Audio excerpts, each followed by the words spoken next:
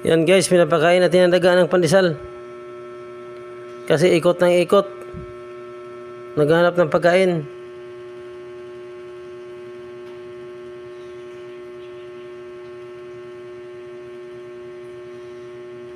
Sulit ng kain niya.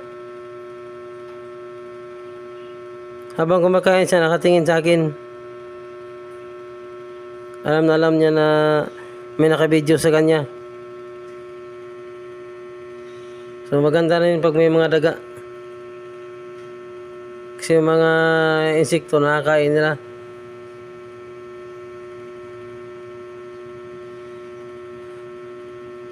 Huwag lang sana silang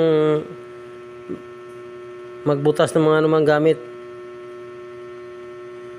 Kaya naan ko lang talaga sa dyan na makakain. Kasi kawawa talaga, kaya napapaikot-ikot talaga ng pagkain, kaya inagisan ko.